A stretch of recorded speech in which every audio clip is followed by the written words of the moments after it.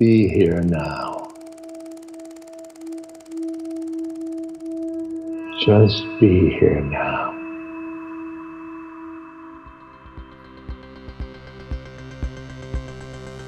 Welcome to the Set and Setting podcast with Madison Margolin. As a journalist, Madison has spent years exploring the intersection of psychedelics, cannabis, and culture. This podcast brings together thought leaders from today's psychedelic renaissance to talk about the role of psychedelics in our inner and outer lives. You can support this podcast and find additional resources at BeHereNowNetwork.com/Madison.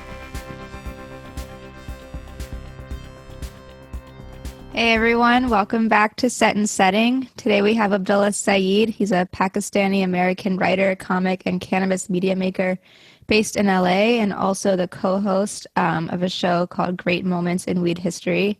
So I think we'll get into some good history later on in the show. But for now, I just want to introduce him. Thank you for being here. My pleasure. Thanks so much for having me.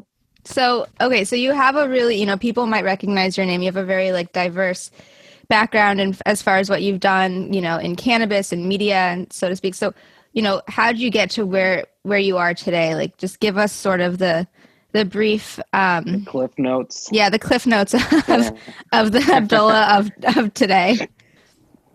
Yeah, totally. So, I grew up very enthusiastic about cannabis, always loved it, discovered it around when people discover it, 9th, 10th grade, and just got really into it and, looking at the world through that lens. I went to college for marketing, but wasn't able to really get a job, afterwards with that degree, was a pretty average student. But, then I started writing freelance, initially covering music and nightlife, stuff like that. I ended up writing for the Philadelphia Weekly. And then I moved to New York, in 2010 to pursue music journalism. I've always been a big fan of electronic music, hip hop, stuff like that. So, I worked first at MTV, then at Vice, at Noisy and the Creators Project, doing music journalism. Got to interview a lot of, legends, a lot of my heroes, DJ Shadow, LP, Zach Hill, Flying Lotus, a bunch of really cool stuff I got to do there. And then while I was there, I created a Sunday column called Weedicket, which I ended up writing for 2 years, made the pilot for a web series, which was my first Vice video.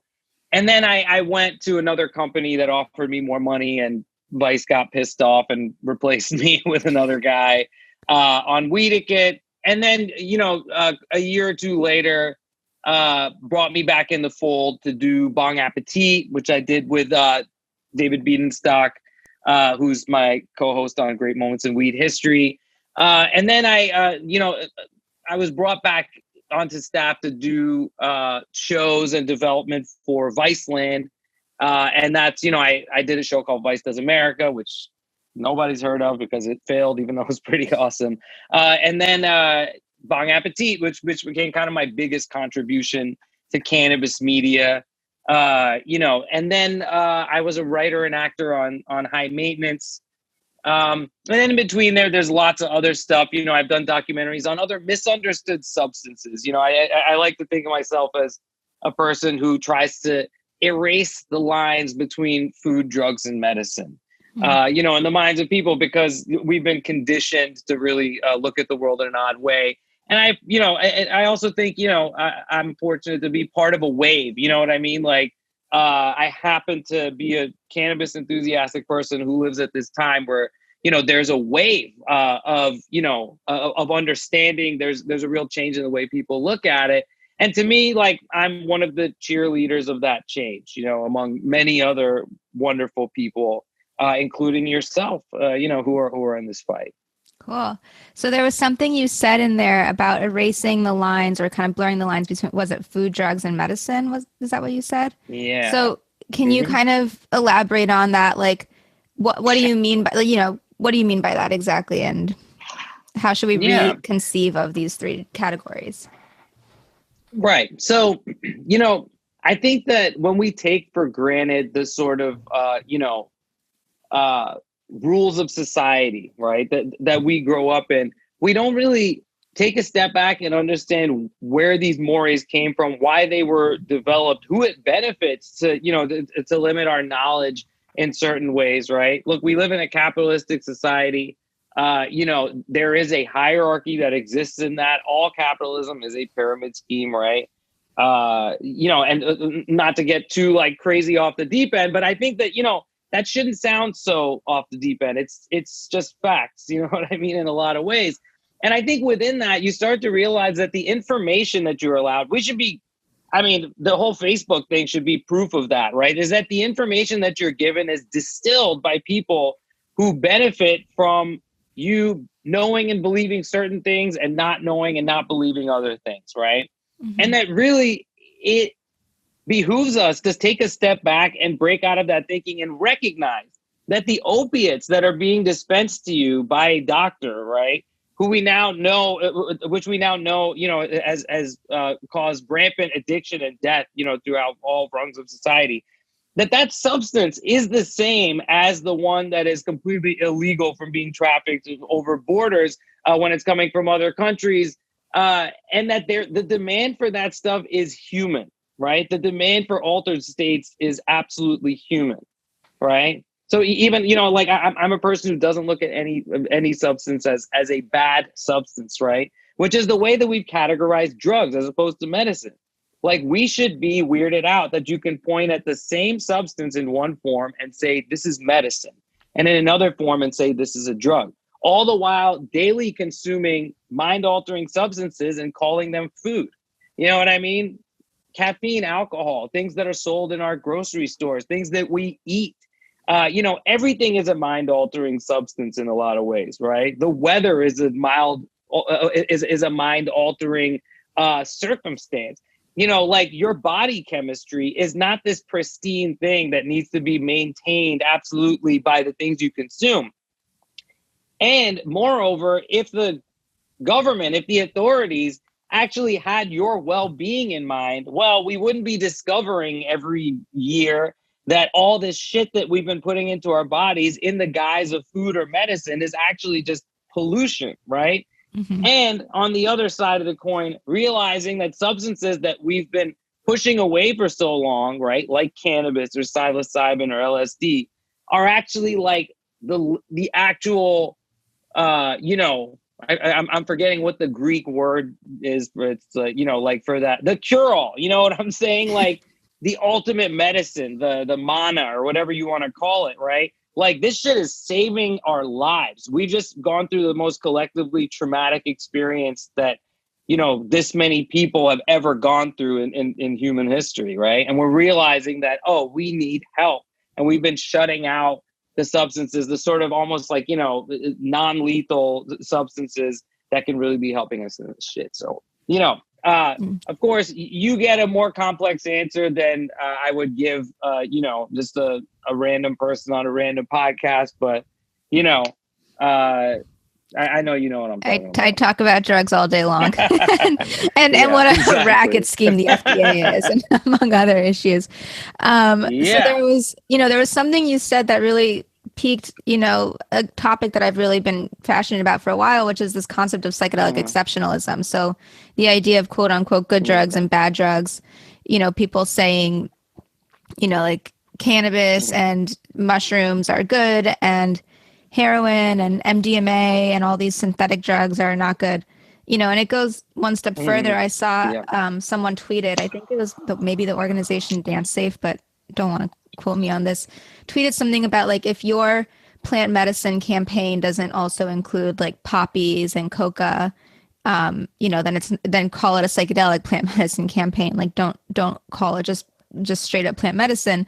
And, I think when we talk about the reasons that people are getting high or consuming certain plants or, synthetic versions of, these chemicals that occur in nature, whether in the form of food or drugs or whatever, like we all really have the same goal, right? And, that goal would be just to feel good, or to reach some sort of spiritual level or to feel more focused or whatever. But that kind of all falls under the umbrella of feeling good. And I don't think even people who are doing quote unquote hard drugs are necessarily intentionally trying to not feel that way, as much as, stigma and mainstream narrative would have us thinking otherwise. So, my question for you is like, in looking at, breaking down these like food, drug, medicine paradigms, like what do you see sort of as like the, like the psycho-spiritual, goal of getting high, for lack of a better term? And, I'll stop there because we're here on like the Be Here Now network. So a lot of it has to do with psychedelics and, meditation and all of these kind of heady topics. But, part of it is getting high, and that's not necessarily a bad thing because that could also be part of getting well. Absolutely. I do get high to feel good. I think that, the assumption that we make that things that make you feel good or that you overindulge in those things, that's bad is very puritanical in root, right? Now, having said that, right, and say, maintaining that, look, I don't believe in bad substances. I don't think there is such a thing as a bad substance. I think that the concept of good and bad or good and evil or whatever is like highly manipulated for capitalistic purposes nowadays. You know what I mean? And that what's good is what's profitable and what's bad is what's not. And that mores are shaped around that sort of thing. Right. So, having said that, for me on a personal level, cannabis allows me to sort of think more profoundly in any given moment, right? So I like that. I like being reflective, just at random moments in my life, because honestly, that's when I'm present. Now, look, I have issues like everybody else. I probably misuse cannabis to a degree as well, right? Because I smoke a lot of weed. My tolerance is very high. And sometimes I just do it for the sake of doing it because it's in front of me. You know what I mean? Because it's around or because I have the access, right? Mm-hmm. But I also, on a spiritual level, feel like a cannabis spirit. Like I had an LSD experience pretty recently. Now, I do psychedelics. I've always done psychedelics. But I'm also like, I'm also a stand-up comic, right? I'm also insecure in these ways that I'm not like constantly tripping. But I do want to look inside, you know what I mean? But it's like, I just like a regular person, I'm not like a wild psychonaut who trips all the time, right? It's like when I do it, I know that I have to examine myself in some way, right? Mm-hmm. And on this last trip that I had, by myself right here in the desert on like the hottest night of the year, I was sort of like, it was like, yes, this is a given. You're a cannabis spirit. You know what I mean? Like that's my part of my purpose in the world. It's, it's part of my enjoyment of the world is it's cannabis, you know what I mean? And that like I have a symbiotic relationship with it. Right. Mm-hmm. And in that, that stretches to look from moment to moment, right? Like it makes me feel good. It makes me feel in place. Alcohol for me is like the opposite, right? I was pretty traumatically injured when I was 22, when I was very drunk, right? I won't go into the whole story, but essentially I was stabbed in the throat with a glass bottle by a mugger, right? I almost died, and I had severe nerve damage in my arm, right? And I sat at home and I developed, thankfully a short-lived opiate addiction, right? And I was smoking lots and lots of cannabis too. And this was like sort of like my prescription ran out. I refused OxyContin, so they gave me a lot of Percocets. And, it was like I was smoking cannabis the entire time, got past the pill issue. And then, miraculously, the physical therapist and the neurosurgeon were like examining my shoulder and arm, and they were completely flabbergasted that, I was showing nerve responsiveness in this severely destroyed part of my, C5 nerve, right? Wow. And it was cannabis gave me back the use of my arm. You know what I'm saying? It gave me back my life in a lot of ways. This was before I had just graduated from college, right? And I think that experience, not only led to this sort of communion with cannabis, but also, sort of informed the calculated recklessness with which I go through my career. Mm-hmm. You know what I mean?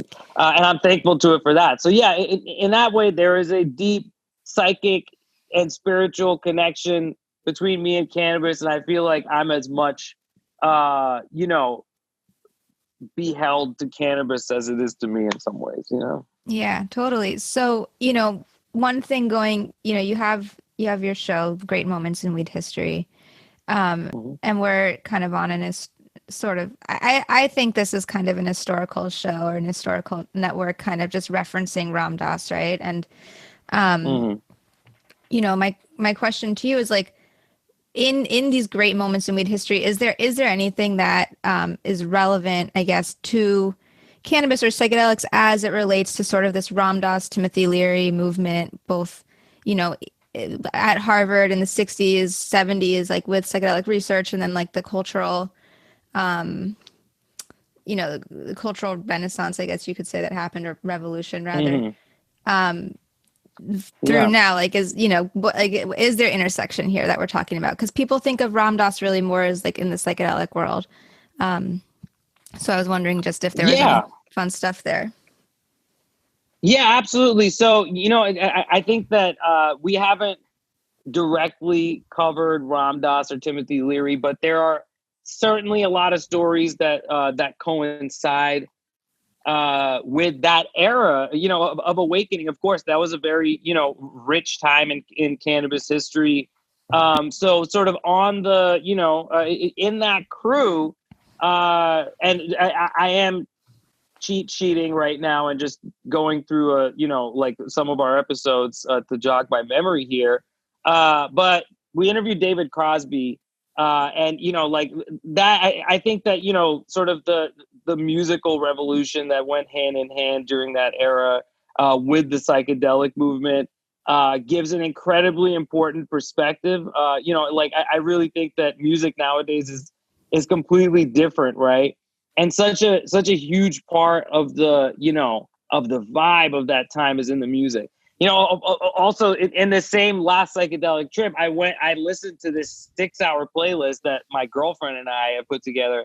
My girlfriend is deeply knowledgeable in soul music and just like old music in general. She has this like almost like encyclopedic knowledge. And, you know, I've been a DJ and crate digger my whole life, you know, and it's like, she's like the ultimate crate in a lot of ways, you know, and there's this playlist, and listening to it, you know, I really got the feeling, you know, I sort of got the message that, you know, musicians are channeling something else. They're channeling the funk. They're channeling the godliness in that sense, right?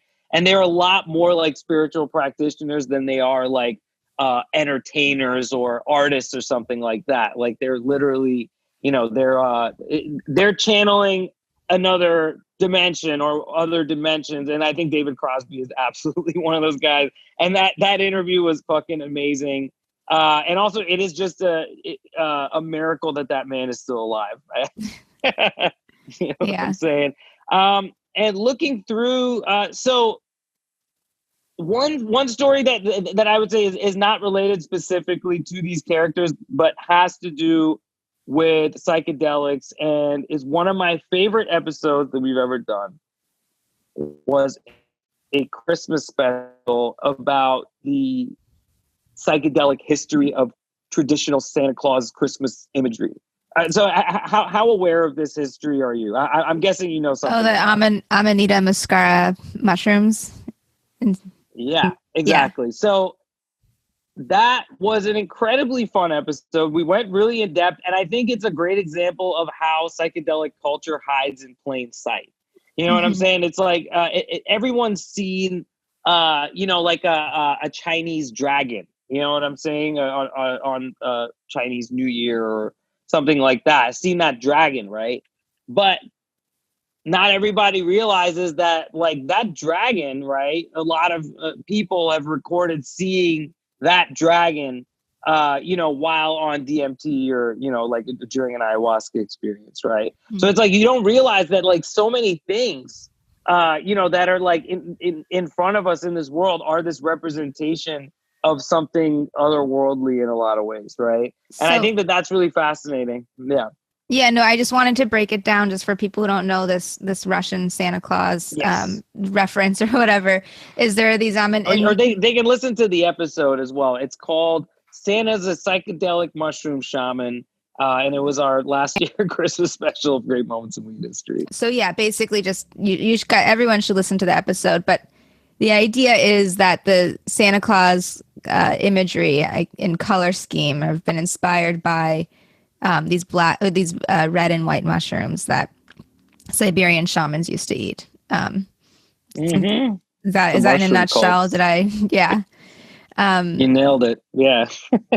Yeah. I mean, I think also like what you're saying about psychedelic and cannabis, the spirit sort of these substances kind of being hidden in the culture in plain sight is such a good way to put it, because what's so important, I think, is for it not to be referencing itself all the time. And I'll explain what I mean by that is, we were talking about, right before we just started recording, actually, we were talking about cannabis culture today. And, when California, or I guess any state at this point, has gone through the process of legalization, you started seeing all these weed parties, right? And it was like parties about cannabis, and it was like almost like the main, it's just call it a party, right? Like any party, you have weed there, you have alcohol there. You're not calling them booze parties or alcohol parties, but now we're calling it a weed party, right? And so like, I think there's something nice about the subtlety of like, it's in plain sight, like it's a good party. And of course it's a good party, part and parcel, because cannabis is part and parcel to that party, and, kind of informing the vibe and the energy and kind of the spirits of the people who are there. But not everything about the scene has to be referencing just that one thing. It kind of, what's the beauty of getting high, I think, on cannabis or psychedelic or whatever, is that, once you're in that expanded state, you're really thinking about everything else, right? You're not just like sitting there and like pontificating the fact that you took a drug. So, I mean, unless you're a weed nerd. Of course. Yeah. Oh my God. Well, or a weed, business person in some ways. Look, I have friends all over the weed industry, whatever you want to call it. But I gotta say that the fixation on the economics of weed, so often at these events or whatever, all anyone is talking about is the price of weed, the strains. And it really does feel to me a lot of times like people have lost sight. Mm-hmm. Now, look, it is not my business to go around telling people how they should enjoy cannabis, as much as I don't want to be told by anyone else how to enjoy cannabis, right? But I can say that I don't enjoy the repetitious, vapid conversations about the price of weed, right?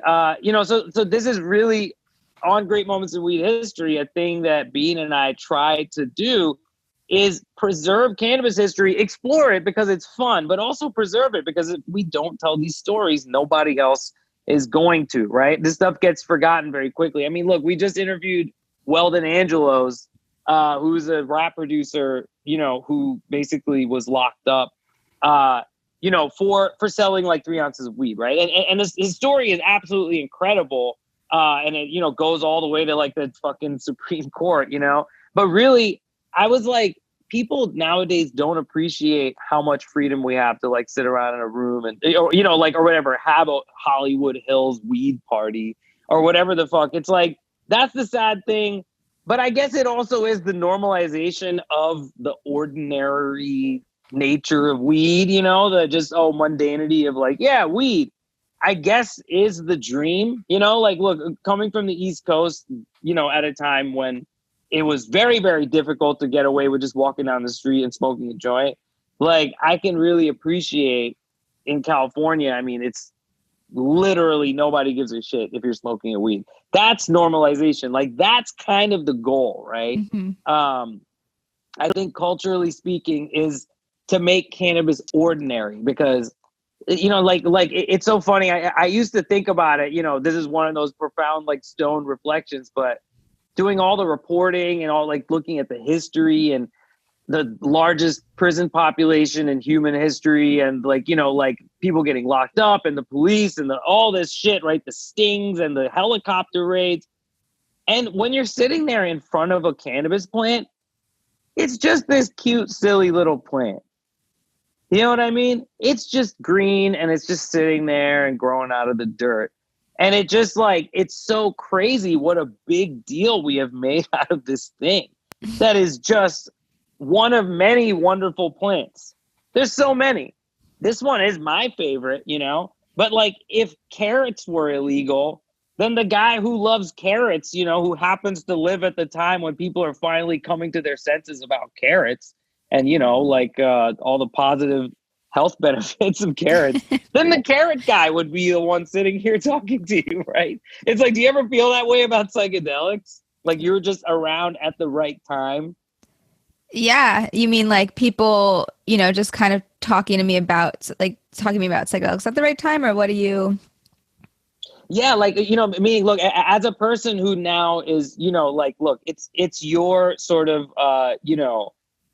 cause to educate people about, you know, to rethink what they thought about psychedelics and to like, you know, to explore that world and to educate people through that, right?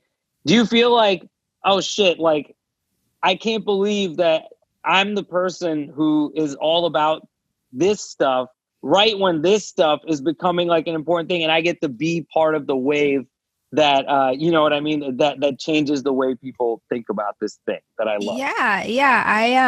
Yeah, definitely. Like, I really recognize every day, like, how lucky I am to be obsessed with a thing that is now really popular, I guess you could say. You know, I remember when I right after I graduated journalism school, I worked at the Village Voice and I had a cannabis column there. And, you know, journalism is like a tough industry, I guess you could say. And the paper sold while I was working there. So it was changing hands and they got a new editor-in-chief and new owners and this whole thing. And the new editor-in-chief who came in, basically, I had my cannabis column, you know, reporting that every, you know, a couple times a week. And then I was working on a feature story about psychedelics, kind of like the psychedelic scene in New York. And this was, I think it was 2016. It was actually right before Michael Pollan's trip treatment psychedelic article in the New Yorker came out. And then I saw that article and I was like, man, Michael Pollan beat me to it. Fucking Pollan, dude. he beats everyone to it. You know, like right. Body of Desire honestly broke down exactly like I think the most important messaging of it. And Michael Pollan's great, as he is totally like your grandpa's, you know, like source of weed knowledge in some ways. But like, he does his fucking job, man. I gotta admit. No, he did it. He knocked it out of the ballpark with that article. And, you know, that was like what spawned How to Change Your Mind. But I remember when I was at The Voice, this new editor told me, he said, you know, the Village Voice is known for covering drugs and counterculture. So that means your cannabis and psychedelic coverage is passé and cliche, done with it. And he didn't, you know, basically got rid of me at The Voice. And I said, you know what? You're wrong. And I you know, I was like I was so motivated. It was like my first job out of journalism school. I was heartbroken. And I said, and I was, and you know, and it's funny because after that I started freelancing for like Vice or Rolling Stone or whatever. And everyone was obsessed with cannabis and drug coverage. And it just got bigger and bigger and bigger. Oh, yeah. We see that now. It was such a bad call on his part. So, you know, to answer your question, do I think about it's lucky? He's a dummy. Yeah. Yeah. Absolutely. That guy was definitely wrong. I think it's, you know, look, also, I'll say this, you know, look, when I worked at Vice, a lot of people, you know, look, I created like all of Vice's weed franchises, right? So meaning Weediquette, Bong Appetit, Smokables, all that shit, right? But the problem there was like, it wasn't like, oh, Vice recognizes, you know, like the importance of this thing and is empowering like, you know, an authentic person to do that stuff. No. Vice did never understand what the hell weed was about or what were the important aspects of weed culture, its history, or any of that stuff, right? they just saw, like, when I did my column, it was just like me talking about weed, and then weed became really popping, and they wanted to exploit it, right? Now, because I was in the hot seat for things like Bong Appetit, I was able to, like, make it authentic and, make something cool that, felt real to real cannabis people, right? But as a company, if you look at any of the other stuff, look, I am not responsible for any cannabis stuff that I didn't personally work on, because quite frankly, it sucks. You know what I mean? Like it's exploitative. It's like, it was always like, and now Vice is essentially doesn't exist anymore, is disintegrated into the ether, right? Like so many things before it. Including the Village Voice. Yeah, including the Village Voice. That's funny. I actually wrote a piece for the Village Voice for Brian McManus, who was like the arts and culture editor, later ended up working at Vice. Really good dude. But yeah, so, in that, I think it's like, when I was sort of, one of the first people doing cannabis content, now like the first, non-news show to show real cannabis on TV, like when we were doing Bong Appetit, I thought that there would be all kinds of amazing shit that just, outdid my show, which was made on a pretty small budget. And it's disappointing to me to just see a bunch of crap. You know what I mean? It's really not good stuff. Clearly most places are not identifying the authentic person who can really make cannabis content. And yeah, look, I definitely am one of those people, but frankly, I've been out pitching this stuff for so long that at this point, look, I'm doing more screenwriting than anything else. And I'd rather just go down that path. There's a lot less resistance. Like, having done Bong Appetit, I didn't realize I would still have to like work that hard to convince people that this is something worth making shows about, So I think it's strange the way that that's played out, especially based on how ubiquitous cannabis culture is now.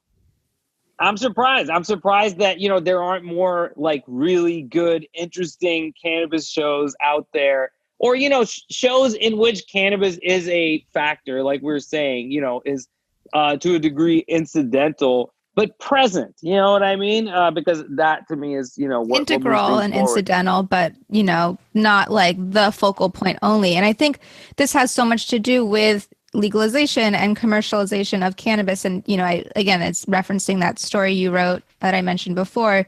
It must have been 5 years ago at this point, where you went to some cannabis expo thing and you more even. Yeah. I mean, longer. I think that was actually like 2013, maybe. Something like that.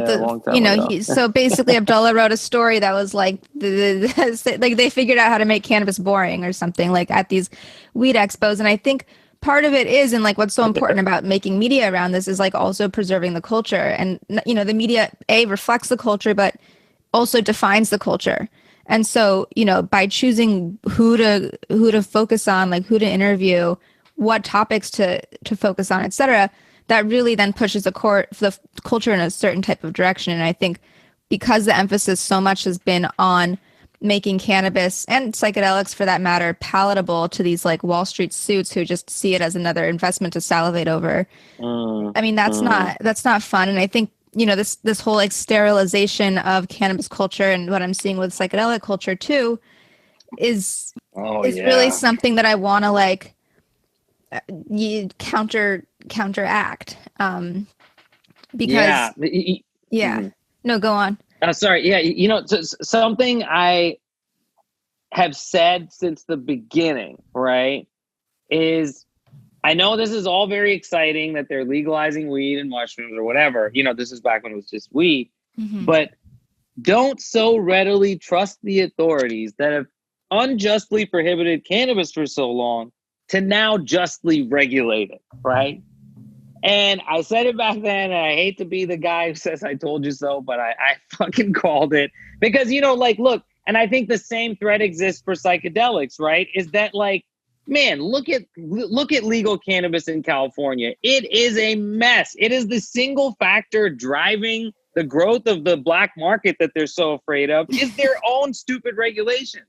You think that Potheads will buy anything. They don't care that the weed is 8 weeks old because it's been gone for testing and been sitting in a warehouse for that long. They don't mind that an eighth costs $85 after taxes. No one's going to buy that shit, right? So it's like, like, of course they're doing a bad job with it. And this is my fear with psychedelics. Look, I think it's really cool that people are going to therapists or whatever who, sit with them. You pay them $1,000 and, you sit there with them for a day and trip out and have that experience, right? But you don't need that person that, look, I'm not an expert practitioner in this stuff, right? But honestly, if there's someone else there with you and you're really trying to go inward and take that journey inside, there shouldn't be anyone there. That's your first mistake. Be by yourself. Have faith in yourself. Believe in yourself. You're not going to go jump off your fucking roof. You're going to have a truly deep introspective experience, because when you stop externalizing, the sort of altered perceptions, you know what I mean? And trying to describe them, limit them with language, you know what I'm saying? Like to sort of quantify things in a format that cannot possibly, quantify the fucking depth of shit that you're experiencing. I mean, there's no point. I think it's like, if you're going to do it old school. You know what I'm saying? If you're going to do ayahuasca, go do it in the fucking Amazon. You know what I mean? But yeah, I do think that we're headed for that. We're headed for a lot of annoying stuff. Now, I don't know if you saw that Newsweek article recently that said, like, could magic mushrooms be the answer to depression or whatever, right? Mm-hmm. And I posted and I was like, this is so like lame, grandpa. And people were like, well, at least they're talking about it. And I'm like, I know it's good, but I'm annoyed still because this was our thing. You know what I'm saying? And I'm human, and seeing people appropriate it and turn it into like, kind of like their own cheese dick, like mainstream packaging is irritating, right?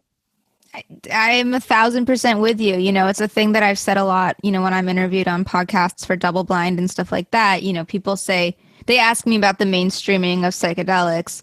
And I say, rather than make psychedelics mainstream, like, why not make the mainstream a little bit more psychedelic?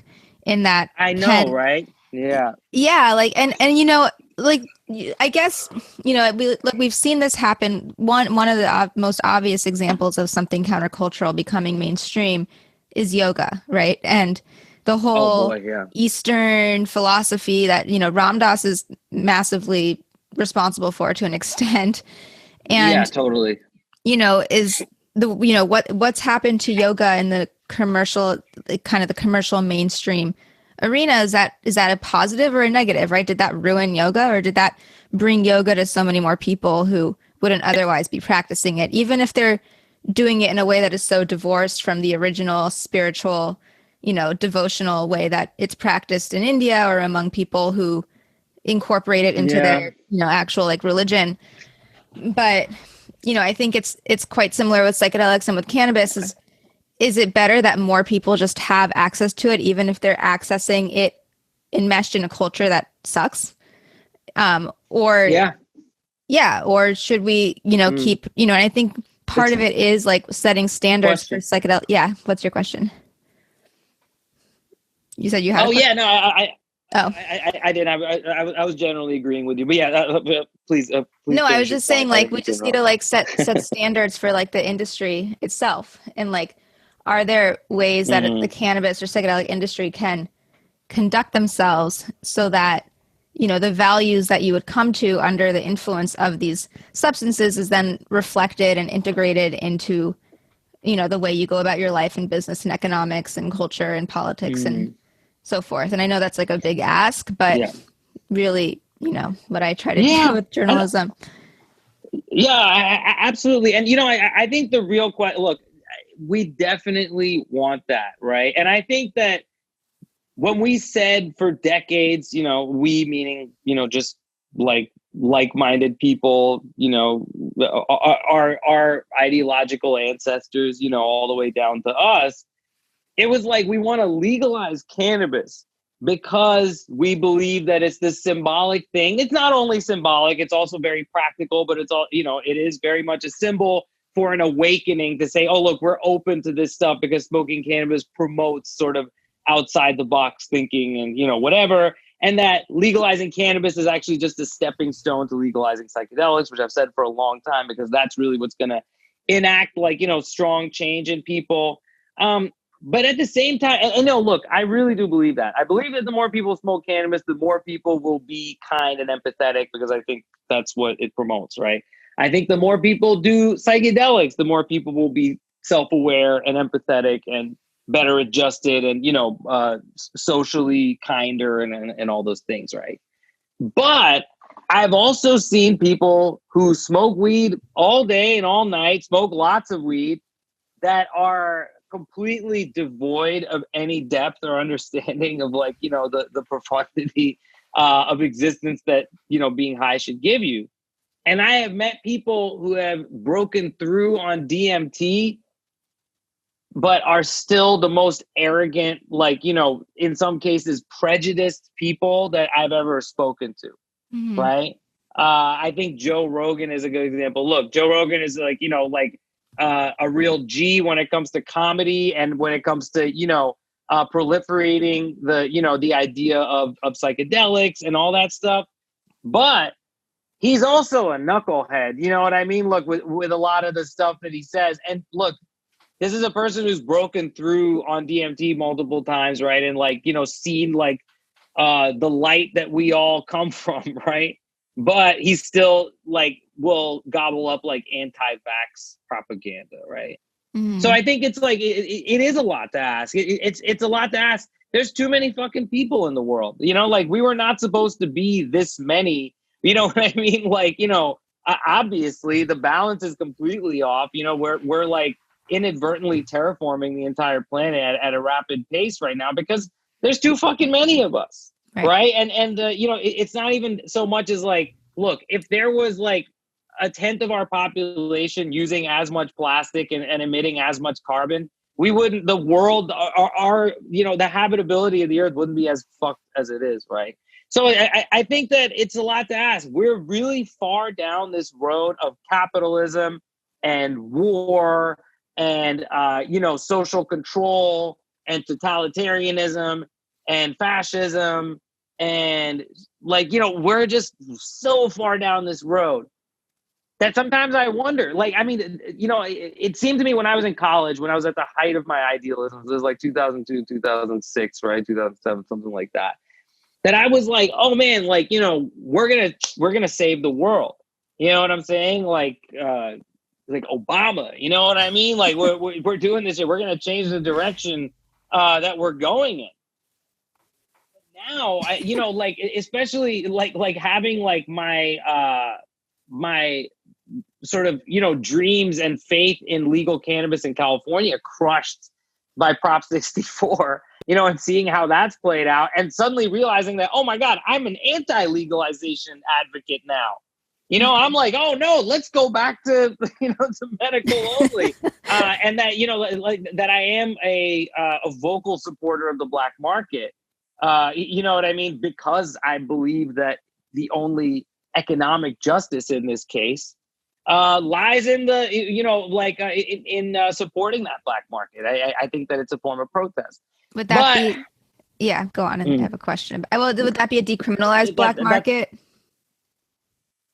Yes. Well, an unregulated market because of people being in, just not wanting anyone busted for weed is the problem. If the rules are not fair, breaking them is a form of protest. You know what I'm saying? And also, this is a form of protest where nobody dies. We're talking about cannabis, and yes, there is a lack of testing standards, whatever you want to say. I've heard all the arguments. I still believe it's, if the alternative is to support a 35% tax on worse cannabis, I mean, just as a stoner, I cannot abide that. Yeah. Did I cut you off before when I was asked about the decrim part?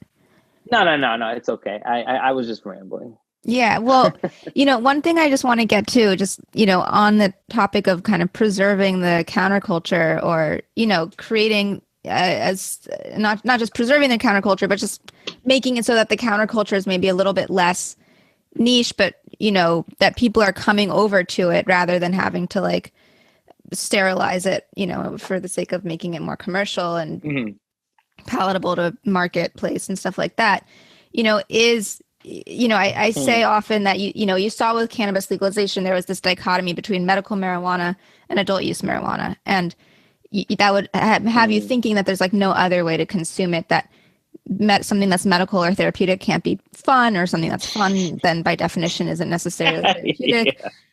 Which is all kind of bullshit. But like, the third kind of path to interacting with these substances, I'd say, is like sort of the spiritual path. And you alluded to that before, I think, where like, saying that like cannabis really is something that can, get you, you maybe personally, or also just the general you here, like get someone into like a flow state or a state of being here now or whatever. So, the question is if culturally we can emphasize these aspects of cannabis and psychedelics as much as the therapeutic aspects, which are then co-opted by the pharmaceutical industry, or the the recreational adult use aspects, which are co-opted just by branding schemes. Like maybe there's a way, by focusing on the entheogenic aspect here, to I don't know, just like put a dent in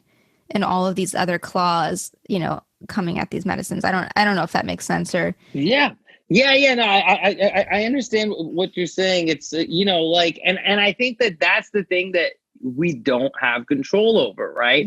You can control the narrative as much as you can. Like, look, Double Blind is going to control the presentation of the narrative, right? I think that's what you do a good job of, is to present this in like an artful and professional and sort of, what I mean? Like a way, as opposed to like a GeoCities website with a bunch of like fractals on it. That's, what I mean? Or whatever, which is how people are used to getting information about this stuff. So when there's some, there's you classed it up a little bit, right? So in that, you get to control the narrative, right? Like out the gate with Bong Appetit, we got to control that narrative. We got to say, the ethos around Bong Appetit was, I said, to the other producers, I was like, all right, so the way I want this to feel is like, this is my fantasy world where weed is just fucking everywhere and it ain't no thing. You know what I mean? And there's all kinds of people and it is just there. And then it's a food show in that world, right? So like, I got to control the idea, the feeling of like, okay, like what this is about, right? But then beyond that, once that's introduced into the world and once people start knocking you off, right? Once there's the triple blind and quadruple blind and whoever else is going to knock you off, right? They are going to take it into their direction. They're going to start, maybe one of them is geared towards older people that it's like, and has to sort of speak to them in their language. You lose control of that thing. And I think that's where we're at now. As far as being incorporated into the system, looking at what happened with cannabis right now, we wanted cannabis to change capitalism, not for capitalism to just co-opt cannabis as another commodity. That was some inadvertent alliteration there. But, thank you. But yeah, but that's what happened. Cannabis is being sucked into that machine. Whenever federal legalization happens, right, which is probably not for a while, it's actually maybe fortunate because it allows the, state level industry to thrive a little bit more, because Joe Biden is like a drug war grandpa, you know what I mean? And he can't federally legalize weed. But like, I think that's actually an opportunity for that industry to grow, because it is heading into, into capitalistic gobbledygook, right? Now, the threat with psychedelics is that the pharmaceutical industry is the thing that's going to co-opt it and take it over, right? But there's no fixing these institutions. These are horrible institutions, right, that have developed over centuries, right, that have been put in place to further the bottom line of a society, of a country whose religion is capitalism. Our religion is money, right? So when that is the absolute, when that's the bottom line, all of those institutions are going to just continue whatever, no matter how beautiful the thing is that you unearth, that you dust off from the propaganda that's buried it in the dirt. You know what I mean? From previous efforts to capitalize on something else, right? And you bring it to this machine and you stick it in the machine and you're like, finally, this thing is going to make this machine, realize that it's been doing it wrong the whole time. And the machine just eats it and puts it into a plastic package and starts and sells it to people's grandmas on late night infomercials, right? Mm-hmm. Like that's just always going to happen. So like, the real awakening that's going to take place has to be like a social revolution, right? People have to abandon the current state of things. And also, I mean, look at where we are right now. Now, this is what might present the opportunity, right? We live at a time where disillusionment in institutions is rampant, right? Like, I really think it's fascinating that, what COVID did was expose that capitalism, supply chains, whatever, our social, like fragility, we're so vulnerable, right? And people have lost faith. Now your package doesn't arrive in 3 days anymore. Now, you know what I'm saying? Like they're out of that thing. Like you've lost your job. You don't have this, like the state is not going to pay your rent, even though whatever the fuck, it's like our faith is shaken, right? Cryptocurrency, I think, is a really poetic way of shaking our confidence in what is value. Like, what is a currency? What does it mean? Just because a bunch of people agree that like a conceptual, snippet of code is worth a certain amount of money, it's worth that amount of money. What is capitalism? What the fuck does any of that shit mean, right? And I think that that's good stuff. I think that shakes people's confidence a little bit in believing in these mythical things that we built our lives around completely, right? And I think that psychedelics are part of that, right? I think that is the opportunity. You can, give people hope by being like, yeah, these institutions are fake. Nothing is real, right? And that's okay. I think that's really the message that psychedelics will give you in the end, is that whatever the fuck you're feeling, all your fears about death and destruction and all the potential for the horrible things that can happen, it's all okay in the end. You know what I mean? Like, this is an experience we're all having collectively. And, the worst thing that can happen to you is exiting that experience. And, if you take enough psychedelics, you realize that there's a lot more interesting, dimensions to perceive than this one, right? Right. Yeah. But that was a long rant. No, no, it's great. I love it. And, I think, the rant was itself kind of psychedelic thinking, whether or not a psychedelic is involved. My question is like, what do you do with that? Like when you see that like these systems are bullshit, or that all of these things are like bubbles. They're like it's like this farce of a system almost, like so many things that we've believed in for so long, or, that we subscribe to, are just kind of like these empty shells. What I'm trying to even like give proper examples here, but like, just when you look at marketing and the way marketing kind of just like the way that narratives are shaped sometimes around nothing, but then are used to then promote like an economic product or something like that. And you see sort of the how you can poke holes in that. Like, what do you do with that? Like, once you come to this awareness, is there a way to make things better then? I think it weirdly goes back to Timothy Leary, right? And I think, obviously there's a lot of controversy around the way this is presented, or what he did in terms of, the way LSD was enforced, like moving on after that. It is about dropping out. I mean, like, look, fundamentally, like, when we're saying like, how can there be a widespread impact of psychedelics on the way things go, right? On the way that our society works, on in working out the kinks, like the injustices in our society. How's that going to work? Like, every cop has to take 5 hits of acid, realize that what they've been doing is fucked up, and walk off their job, right? every person on Wall Street, needs to, have a DMT breakthrough and realize that, they're wasting their lives and that they should be doing something else and, dedicate their lives to helping people instead of robbing them. Right. And all it's like, we need that shit to happen. Like, that's the only way that that's going to happen. Right. But again, we're asking so much of psychedelics. We're asking so much of it. Now, you and I have this experience and we reach our truth and, we probably align more than, a bunch of Wall Street bros, right, who are using the same substance and, using it recreationally or whatever you want to call it, right? Mm-hmm. But asking it to have an effect on billions and billions of us that are so propagandized, so conditioned, so deeply set in the, the mundanity of this secular life that we live in, right? To ask it to break all those people out of the matrix, right? It's a big ask. So do you think it's just not going to happen? Yeah. I hope it does. I mean, look, I hope that effect really happens. It's like if suddenly, everybody started having these profound trips and being like, you know what, I want to help my fellow man. Nobody should be hungry. Nobody in LA should be homeless. What if all the rich motherfuckers in Beverly Hills with multiple houses took acid and realized that there's a homeless crisis in the same city and that it only makes sense to just give their homes to homeless people, right? Yeah. I don't know. Because if we're going to talk about how psychedelics can fix the world, I mean, this is a practical way for that to happen.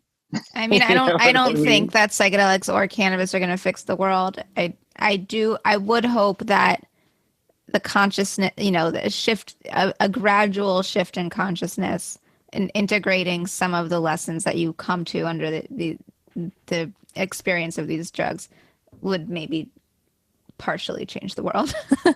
And I'm hedging. Yeah, yeah, I hope so. Look, obviously there's a level of idealism to thinking that stuff, but honestly, that shred of hope that this is the thing that will change the world that's what gets me going. That's what gets me out of bed and wants to, makes me want to keep exploring and keep telling the stories. You know what I mean? Because look, as cynical as I might be or might continue to become as I age, you know what I mean? There's a part of me that's like a punk rock ass little kid who just, who has a chip on his shoulder about justice, So yeah, but I guess justice is an imaginary construct in itself, but there's no need to go down that road. I think maybe somewhere to kind of leave it off is the narrative of it. And, this is something Ethan Nadelman said, the founder of the Drug Policy Alliance, was that the cannabis movement took a page out of the gay rights movement's book in that, if you knew somebody who was personally affected, you knew somebody who wanted to marry their partner and they couldn't, it just changed your mind. And then, so the cannabis movement then was like, if you know someone who's sick with AIDS or whatever it is that can benefit from medical marijuana, ultimately it's the accumulation of these narratives of these individualized interpersonal stories that has led to the type of policy shift that we've seen. Granted, the policy shift has, spawned these horrible cannabis industries, but at least some places people are not going to jail for marijuana, which is better than it was before. In the same with psychedelics too, is it does start, a lot of it does start with policy changing, and then at least that gives you a different sort of paradigm within which to affect other types of more nuanced change. So that's my hope. And again, interviewing you as someone who makes media, I make media like that. We really do have a sort of special role, in the way culture plays out. So, yeah, absolutely. I think it is, I really do, vibe